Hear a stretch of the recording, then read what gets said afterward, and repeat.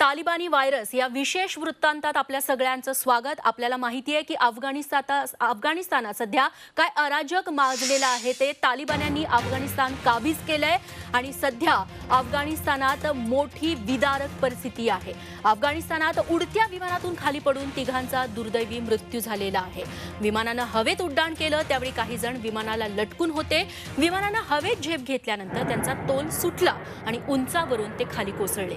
विमानात आधीच प्रवाशांची तुडुंब गर्दी झाली होती। ज्यांना जागा मिळाली नाही ते विमानाला लटकून जाण्याचा प्रयत्न करत होते, मात्र हा प्रयत्न त्यांच्या जीवावर बेतलाय। तालिबानी राजवटीच्या जाचातून स्वतःची सुटका करून घेण्यासाठी अफगाणिस्तानातील नागरिकांवरती काय वेळ आली आहे त्याची विदारक स्थिती दाखवणारी हे दृश्य आहेत। जीव वाचवण्यासाठी अफगाणी नागरिक सध्या जीव धोक्यात घालताना दिसतात।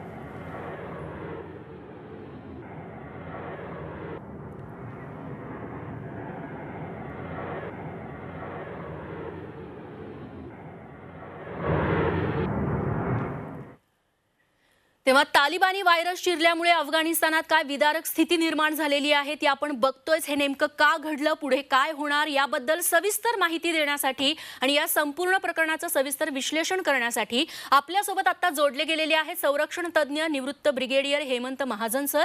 महाजन सर, तुमचं झी24 तास वरती स्वागत आहे। महाजन सर, मागच्या आठवड्याभरापासून तुम्ही बघताय तब्बल 20 वर्षांनंतर पुन्हा एकदा तालिबान्यांनी अफगाणिस्तान काबीज केलेलं आहे आणि सध्या विदारक स्थिती आहे। तुम्ही सुरुवातीला कसं वर्णन कराल?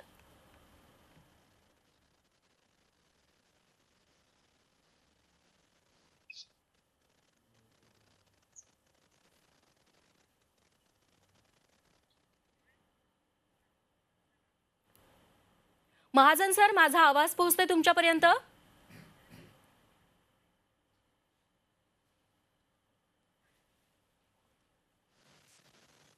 तेव्हा महाजन सर, यांच्याशी आपला संपर्क काही कारणाने तुटलेला आहे, मात्र तालिबान्यांनी 90च्या दशकानंतर पुन्हा एकदा अफगाणिस्तान आपल्या ताब्यात घेतलेला आहे। अफगाणिस्तानची राजधानी काबूल याच्यावरती कालच त्यांनी कब्जा केला आणि तेव्हापासून अफगाणिस्तानात अराजक माजले। हजारो नागरिक आहेत ते सध्या देश सोडण्यासाठी धडपड करतायत।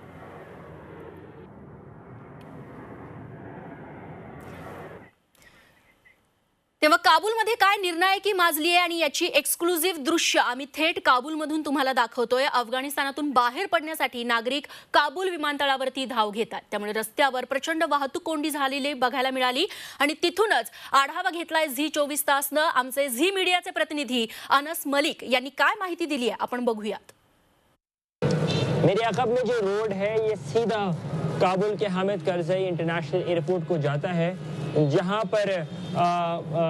पर इस टाइम पर आपको जहां पे नज़र आ रही होगी, जहां तक नज़र जा रही होगी वहीं पर आपको गाड़ियां ही नज़र आ रही होंगी। काबुल का एयरपोर्ट जो है वो बंद कर दिया गया है। काबुल का जो फ़िज़ाई अड्डा है, हवाई अड्डा जो है वो बंद कर दिया गया है, क्योंकि यहाँ पर इस टाइम पर अनसर्टिनिटी है। इवैक्यूएशन मिशन जो हैं वो चल रहे हैं, जिसकी वजह से कमर्शियल प्रवासों के लिए ये एयरपोर्ट कम से कम 2 दिन के लिए बंद कर दिया गया है। उसके साथ साथ हमने देखा कि लोगों की एक डेस्परेटनेस है कि वो यहाँ से जाना चाहते हैं, तो इसलिए वो एयरपोर्ट का रुख कर रहे हैं, जिसकी वजह से हमने झड़पें भी देखी हैं और झड़पों के हवाले से फिर हमें रिपोर्ट्स भी आई कि कुछ लोग जो हैं वो अपनी जान से भी हाथ धो बैठे हैं। जी मीडिया के लिए अनस मलिक, काबुल, अफगानिस्तान से। दरम्यान मागच्या आठवड्याभरापासून अराजक माजवणाऱ्या तालिबान्यांनी आता युद्ध संपलं असं जाहीर केलंय। अफगाणिस्तानला आता सत्तांतराची प्रतीक्षा आहे। अफगाणिस्तानवरती तालिबाननं संपूर्ण ताबा मिळवल्यानंतर युद्ध संपल्याची घोषणा करण्यात आली। आता अफगाणिस्तान तालिबानच्या ताब्यात परत गेलंय। तालिबानने रविवारी राजधानी काबूलवरती ताबा मिळवला। यानंतर राष्ट्राध्यक्ष अशरफ गनी आणि अन्य राजकारण्यांनी देश सोडलाय। आता तालिबानच्या प्रवक्त्याने युद्ध संपल्याची घोषणा केली आहे। तालिबानने अफगाणिस्तानातील सरकारी कर्मचाऱ्यांना 20 वर्षांपूर्वी सारखेच राहण्याचा इशारा दिलाय।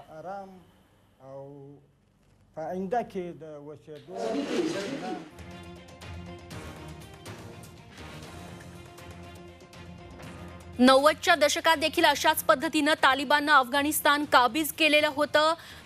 त्यांचे जाचक नियम अटी त्यांचं पालन ते करायला लावतात आणि जे त्याचं पालन करत नाही त्यांना जीवानिशी मुकावं लागतं आणि याचीच धास्ती आता देखील अफगाणिस्तानच्या नागरिकांनी घेतलेली आहे। दुसरीकडे अमेरिका असेल, भारत असेल, इतर देशातले जे नागरिक अफगाणिस्तानात राहतात त्यांना तातडीने आपापल्या देशात परत बोलावलं जातंय। निवृत्त ब्रिगेडियर हेमंत महाजन सर आता आपल्यासोबत जोडले गेलेले आहेत पुन्हा एकदा. महाजन सर, सध्या अफगाणिस्तानातली ही सगळी परिस्थिती, तब्बल 20 वर्षानंतर पुन्हा तालिबाननं अफगाणिस्तान, काबूलवरती कब्जा केलाय. या सगळ्या घटनाक्रमाकडे तुम्ही कसं बघता? माझा आवाज आपल्याला नीट येतोय की नाही माहिती नाही, परंतु तुमचा आवाज मला आला होता. येतोय. की या परिस्थितीकडे आपण कसं बघतो आहे असं आपण मला विचारता आहात. हो. परिस्थिती अतिशय गंभीर आहे. अफगाणिस्तानमध्ये अराजकता माजलेली आहे आणि तिथे जे लोक आहेत तिथून बाहेर पळायचा प्रयत्न करत आहेत. यामध्ये दूतावासातले लोक आहेत जे अफगाणिस्तानमध्ये विविध कामं करण्याकरता आले होते ते आहेत, आणि इतर जे वेगवेगळ्या कामाकरता आले होते, खास तर त्याच्यामध्ये भारतातले काही जे शीख आणि हिंदू वगैरे 4-5 हजाराच्या आसपास त्यांची संख्या आहे ते पण तिथे आहेत. आणि आता तिथे फक्त एकच एअरपोर्ट काम करते, म्हणजे एअरपोर्टचे 2 भाग आहेत. एक आहे सिव्हिल एअरपोर्ट आणि दुसरा आहे मिलिटरी एअरपोर्ट. तर मिलिटरी एअरपोर्टच काम करत आहे आणि सिव्हिल एअरपोर्ट वरती खूप गोंधळ सुरू आहे. तर त्याच्यामुळे विमानं किती उतरू शकतील आणि किती जाऊ शकतील याच्यावरती लिमिटेशन आहे. तर त्याच्यामुळे आपल्याला वेगवेगळे व्हिडिओज हे व्हायरल होताना दिसत आहे त्याच्यावरती, आपल्या सोशल मीडियावरती, की जे बिचारे विमानाच्या वरती चढण्याचा प्रयत्न करत होते त्यांना कळत नाही विमानाच्या वरती बसून तुम्ही प्रवास करू शकत नाही, आणि दुर्दैवाने अशा प्रकारचे मृत्यू हे होत आहेत. आणि अनेक जण सगळ्या काबूलमध्ये तालिबान घुसल्यामुळे आता ते पळून त्यांना वाटतंय की एकुलती एक सुरक्षित जागा म्हणजे एअरपोर्ट, त्याच्या भोवती थोडंफार अमेरिकन सैनिक हे त्याचं रक्षण हे करत आहेत.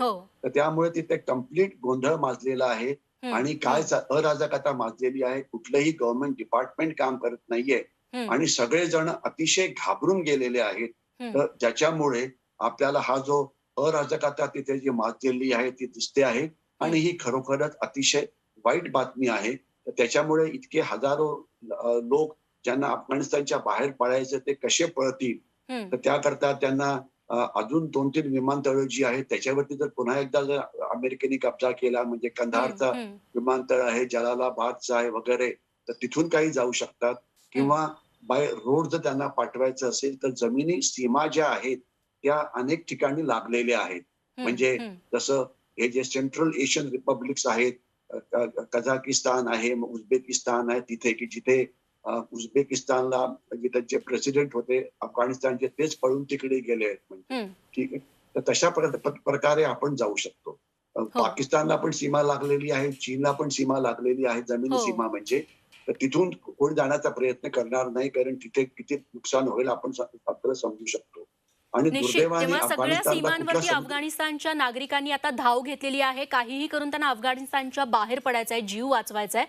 महाजन सर, मी तुमच्याकडे येतेच, त्याआधी अफगाणिस्तान तालिबानच्या घशात गेले. अनेक नवे प्रांत देखील आता तालिबाननं आपल्या ताब्यात घेतलेले आहेत, आणि याबद्दलच सविस्तर आणि एक्सक्लुझिव्ह माहिती देत आहे झी 24 तासचे प्रतिनिधी जे अफगाणिस्तानात आहेत ते अनस मलिक. अफ़गानिस्तान में जो है लड़ाई का सिलसिला अभी जारी है, आज भी जारी है। अफ़गान तालिबान ने अपना नवा प्रोविंस जो है, नवा सूबा जो है वो क्लेम किया है। अब से कुछ देर कबल उन्होंने फैज़ाबाद शहर जो है, जो बदख्शां का दारुल हुकूमत है, बदख्शां का प्रोविंशियल कैपिटल है, उसको ओवररन करने का दावा किया है और उसका लोकल सतह के ऊपर कंफर्मेशन भी आ चुकी है। आज मज़ार शरीफ में जहाँ मैं मौजूद हूँ, अब से कुछ देर कबल अफ़गान सदर अशरफ गनी वो आए हैं, उनके साथ साथ उनके पॉलिटिकल एडवाइज़र मोहम्मद सलीम मुहक़्क़िक़ जो हैं वो भी यहाँ पर मौजूद हैं, और एक सिक्योरिटी लेवल मीटिंग जो है वो यहाँ पे चेयर करेंगे, जिसमें उस्ताद अता नूर जो गवर्नर थे बल्ख के वो भी उस मीटिंग में मौजूद होंगे। गुज़िश्ता रात हमने देखा कि मार्शल अब्दुल रशीद दोस्तम जो कि एक बड़े नोन वॉरलॉर्ड हैं, वो यहाँ आए, वो मज़ार शरीफ पहुँचे। उनका अपना होम टाउन शबरगान का जो है जॉर्जटाउन सूबे में जो मौजूद है, उसको हफ्ते के दिन तालिबान ने ओवररन किया, और अब उनकी कोशिश ये है कि वो मिलिशिया लीड करके जॉर्जटाउन का जो कंट्रोल है वो वापस हुकूमत के हाथ में दे सकें। जी मीडिया के लिए अनस मलिक, मज़ार शरीफ, अफगानिस्तान से। आपण पुन्हा एकदा ब्रिगेडियर महाजन सरांकडे जाऊयात. महाजन सर, अफगाणिस्तानचे नागरिक आहेत, भयभीत झालेत, सगळे सैरावैरा पळत सुटले, त्यांना अफगाणिस्तान सोडायचं आहे. नेमका तालिबान्यांचा एवढा क्रूरपणा काय आहे, त्यांची काय दहशत आहे की तब्बल 20 वर्षानंतर पुन्हा एकदा त्यांनी अफगाणिस्तान काबीज केल्यानंतर लोकांना आपल्या जीवाची पर्वा करावी लागतीये? त्यांच्या क्रूरतेबद्दल थोडंसं सांगाल. असं आहे, अफगाणिस्तानचे जे तालिबानी सैनिक आहेत त्यांची ताकद ही 50-60 हजाराच्या आसपासच आहे. आणि त्यांच्याकडे जी शस्त्र आहेत ती अर्थात AK-47 रायफल वगैरे आहेत. आणि हे अतिशय उग्रवादी मानले जातात. आणि जे मॉडर्न गोष्टी असतात त्या त्यांना कुठल्याही आवडत नाही. आणि आता झालं काय आहे की आज जी अफगाणिस्तानची जी मोठी शहरं आहेत, म्हणजे काबूल आहे, कंदार आहे, जलालाबाद आहे, हेरात आहे वगैरे, तर तिथल्या लोकांना आता लोकशाही म्हणजे डेमोक्रेसीची सवय झालेली आहे आणि उदारमतवादाची सवय झालेली आहे. आता अफगाणिस्तान मधल्या तालिबानला ते मान्य नाहीये आणि त्याच्यामुळे आता ते तिथे बाकी त्यांचे जे शर्यतचे कायदे वगैरे ते तर आणतीलच, परंतु जास्त जे धोकेदायक असं आहे की ते तिथे लुटालूट करतील. याच्याशिवाय ज्या अफगाणी लोकांनी अमेरिकेला मदत केली त्यांना ते मारतील. जे युनायटेड नेशन्स करता काम करत होते त्यांना मारलं जाईल. आणि तालिबान जी संस्था आहे ती अशी एक संघ संस्था नाहीये. त्याच्यामध्ये जे मेजॉरिटी आहेत ते पख्तुनी म्हणजे पठाण आहेत. परंतु याच्याशिवाय हजाराज आहेत, याच्याशिवाय उझबेकी आहेत, याच्याशिवाय कझाकी आहेत वगैरे. तर ते त्याच्यानंतर जी लुटालूट होते त्या लुटालुटी करता ते एकमेकाशी भांडतील. कारण काही ते केवळ नुसतं धर्माच्या कामावरती काही काम करत नाहीये. शेवटी जर तुम्ही इतके वर्ष लढाई लढली असाल आणि प्रत्येक जर तालिबानी सैनिकाला जर काही फायदा झाला नाही, म्हणजे लाखो रुपयाचे सोनं म्हणजे हे वगैरे जे अनेक किमती गोष्टी असतात त्या लढाईचं कशा करतात. आणि याच्याशिवाय असं उघडपणे म्हणायला नको, परंतु जो सर्वात मोठा धोका आहे तो अफगाणिस्तान मधल्या स्त्रियांना आहे. मी जास्त डिटेलमध्ये जात नाही, परंतु हा एक अतिशय प्रचंड मोठा धोका आहे. तर त्याच्यामुळे ज्यांच्या घरात तरुण मुली आहेत, ज्यांच्या घरात हे आहे, ते सगळे अतिशय घाबरलेले आहेत.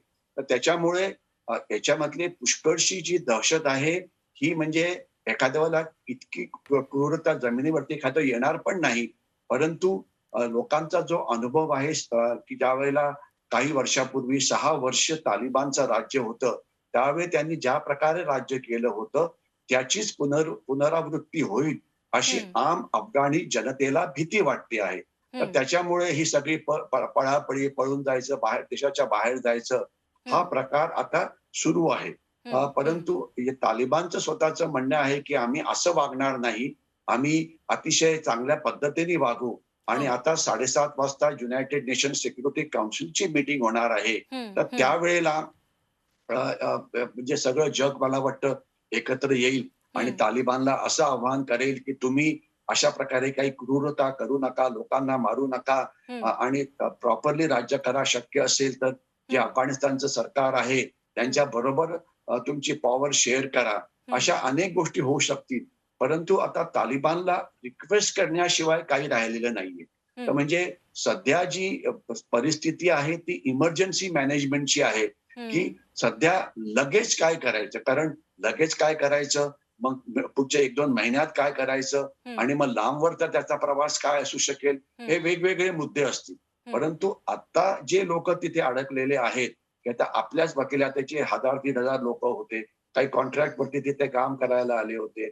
याच्याशिवाय अनेक नागरिक, आज आपल्याला कल्पना असायला पाहिजे की अनेक अफगाणी नागरिक हे भारताच्या विमानामध्ये घुसण्याचा प्रयत्न करतायत, कारण त्यांना वाटतं की भारतात परिस्थिती चांगली आहे. आणि एवढंच नव्हे तर आपल्याला माहिती असेल की आज अक्षरशः हजारो अफगाणी हे भारतात वेगवेगळ्या इन्स्टिट्यूशन्स मध्ये आणि पुणे युनिव्हर्सिटीमध्ये जिथे मी शिकवायला जातो तिथे ते शिकायला आहेत.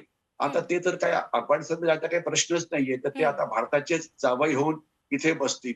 तर त्याच्यामुळे ही जी सध्याची जी परिस्थिती आहे ही अतिशय भयानक आहे. निश्चित सर. जोपर्यंत आणि सरकार सध्या हे अराजक माजले, याच्यामध्ये उशिरा का होईना आता संयुक्त राष्ट्र देखील आपली भूमिका घेत आहे, तिथली परिस्थिती निवळावी याच्यासाठी काहीतरी केलं जाईल. मात्र चीनचा मुद्दा समोर येतोय, कारण चीननं तालिबान्यांपुढे मैत्रीचा हात पुढे केलाय असं कळतंय. तालिबान्यांनी अफगाणिस्तान काबीज केल्यानंतर आता अशा पद्धतीनं जर चीन तालिबान्यांना मदत करणार असेल तर त्याचे आंतरराष्ट्रीय राजकीय समीकरणामध्ये नेमके काय परिणाम होऊ शकतात भारताच्या अनुषंगानं, आणि या सगळ्यांबद्दल तुम्ही काय सांगाल? खरं म्हटलं तर हा प्रश्न जो विचारला आहे अतिशय उत्कृष्ट आहे, कारण आतापर्यंत सगळं आपण फक्त अमेरिका आणि भारत याच्याविषयी बोलतो आहे. ही जे एक त्रिकूट आहे, म्हणजे हे जे 3 लोकांनी जी आघाडी निर्माण केलेली आहे त्या तालिबान आहे, चीन आहे आणि पाकिस्तान आहे. आता चीनला काय करायचं आहे की जे अमेरिका गेल्यामुळे तिथे जी पोकळी निर्माण झाली आहे तिथे चीनला वाटतं की आपण तिथे म्हणजे तालिबानवरती कंट्रोल करू शकतो. आणि चीनचा मुख्य उद्देश काय आहे की अमेरिकेला तिथे रिप्लेस करायचं, तिथली एक महाशक्ती व्हायची. आणि अफगाणिस्तानमध्ये प्रचंड प्रमाणामध्ये नैसर्गिक संपत्ती आहे, तेल आहे, गॅस आहे, रेअर मिनरल्स आहेत. त्याची लिस्ट ही खूप मोठी आहे. तर त्याच्यावरती डल्ला मारायचा हा चीनचा मुख्य उद्देश आहे. आणि त्यांना काय वाटतं आहे की जसं अमेरिकेने तालिबानचा वापर करून सोव्हिएट युनियनला पळवून लावलं, म्हणजे आपलं अफगाणिस्तानमधून 1980 ते 90च्या दशकामध्ये, तर आता चीनला वाटतं आहे की पाकिस्तानच्या मदतीने, तालिबानच्या मदतीने आता आपण अमेरिकेला पळवून लावलेलं आहे. त्याच्यामुळे आता अफगाणिस्तानवरती राज्य आपल्याला करता येईल. परंतु अनेक वेळा म्हटलं गेलेलं आहे, ते एकदा मी रिपीट करतो, अफगाणिस्तानला जागतिक शक्तींची एक स्मशानभूमी म्हटलं जाते. ज्या ज्या राजकीय ताकदीने अफगाणिस्तानमध्ये येऊन राज्य करण्याचा प्रयत्न केला आणि 19व्या शतकामध्ये ग्रेट ब्रिटन जिथे 4 लढाया लढलं ते हरलं. 1980 ते 90 मध्ये रशियाने तोच प्रयत्न केला, ते सुद्धा हरले. आणि ते काही पेपर टायगर नव्हते, ते अतिशय अनुभवी असं सैन्य होतं जे दुसऱ्या महायुद्धात लढलेलं होतं. पण तरी पण त्यांचा पराभव झाला. आणि सध्याची जी एकुलती एक महाशक्ती आहे अमेरिका, त्यांचा आता पराभव झाला आहे. तर चीनला वाटतं की आता आपल्याला अफगाणिस्तानवरती राज्य करता येईल. मग इथून वन बेल्ट वन रोड आपण घेऊन जाऊ. मग चायना पाकिस्तान इकॉनॉमिक कॉरिडॉर जो पाकिस्तानमध्ये आहे त्याला इथे जोडू. मग तिथून आपण सेंट्रल एशियन रिपब्लिक्स ज्यांच्याविषयी आपण आता खूप बोलतो आहे, तिथे आपल्याला जाता येईल. परंतु मला असं वाटतं की ही सगळी स्वप्न आहे. आणि चीन सुद्धा अफगाणिस्तानच्या दलदलीमध्ये अडकेल, हे एक असं भवितव्य सांगितलं जात निश्चित. आहे. तेव्हा चीन आणि आपला फायदा या सगळ्यांमध्ये बघतंय. आता मैत्रीचा हात पुढे केलेला आहे. मात्र माझा पुढचा प्रश्न ब्रेक नंतर हाच असणार आहे की फक्त 50,000 सैन्य आहे तालिबान्यांचं, खरंच संपूर्ण अफगाणिस्तानवरती कब्जा करण्या इतकं त्यांना बॅकिंग नक्कीच कुणाचं तरी मिळालेलं असणार. याबद्दल आपल्याला सविस्तर चर्चा करायचीच आहे. मात्र सध्या एक छोटासा ब्रेक घेतोय, लगेचच परत येतोय. बघत रहा झी 24 तास.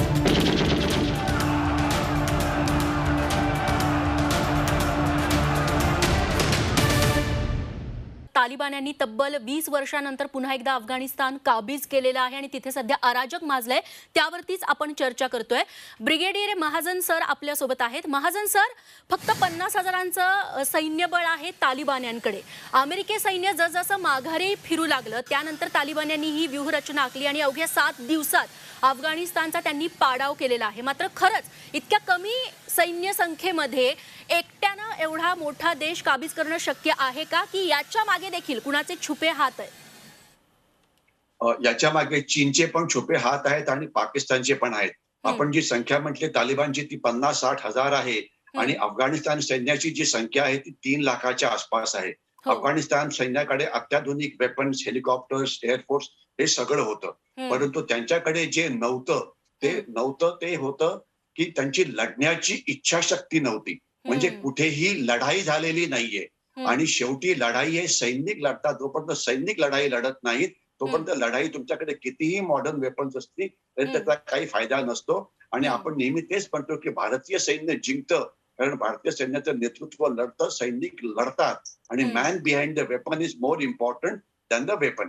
तर हे 3.5 लाख सैन्य असून सुद्धा काही उपयोग झाला नाही. दुसरं यांना जी मदत केली ती पाकिस्तानने केली.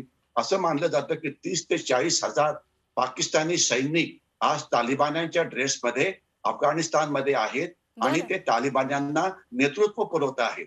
आणि याच्यामध्ये प्रॉपर त्यांचे सैनिक आहेत. आणि काय होतं की तालिबान हे केवळ लढवय्ये खूप चांगले आहेत, परंतु त्यांना जी पारंपरिक लढाई लढायची, म्हणजे एअरपोर्टवरती कब्जा कसा करायचा, कुठल्या किल्ल्यावरती हल्ला कसा करायचा, हे त्यांना माहिती नाही. तर जे नेतृत्व तालिबानला आहे ते पाकिस्तान पुरवतं आहे. तर त्याच्यामुळे हे सगळं झालं.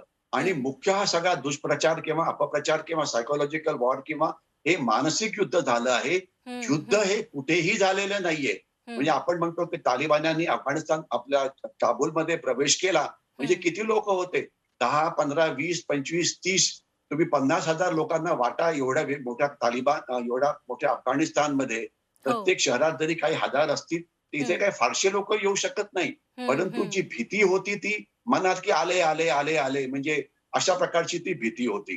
तर त्याच्यामुळे यांना प्रचंड मदत ही पाकिस्तानने केलेली आहे. पाकिस्तानला नेहमीच वाटतं की अफगाणिस्तान हे त्यांचं स्ट्रॅटेजिक बॅकयार्ड आहे आणि त्याच्यावरती त्यांचा कंट्रोल पाहिजे आणि तो झाला तर भारत पाकिस्तान युद्ध झालं तर त्यांना पुष्कळ मदत मिळू शकेल. त्यांचं एअरफोर्स इकडे येऊ शकतं, सैन्य मागे येऊ निश्चित शकतं निश्चित. वगैरे. तेव्हा अफगाणिस्तानात सध्या जे अराजक माजलेलं आहे, अफगाणिस्तानातल्या स्थानिकांसाठी, नागरिकांसाठी ती डोकेदुखी आहेच. मात्र त्यासोबत भारतासाठी देखील ही धोक्याची घंटा आहे. कारण का एकीकडे चीन, दुसरीकडे पाकिस्तान आणि आता अफगाणिस्तानला हाताशी धरून या सगळ्यांच्या ज्या कुरघोड्या आहेत त्या भारतावरती अजून वाढणार असंच दिसतंय. महाजन सर, खूप खूप धन्यवाद. इतकं सविस्तर आणि साध्या सोप्या शब्दात तुम्ही विश्लेषण केलं त्याबद्दल. आणि यासोबत या कार्यक्रमात आता वेळ झालेली आहे इथेच थांबण्याची. ताज्या बातम्यांसाठी बघत रहा झी24 तास.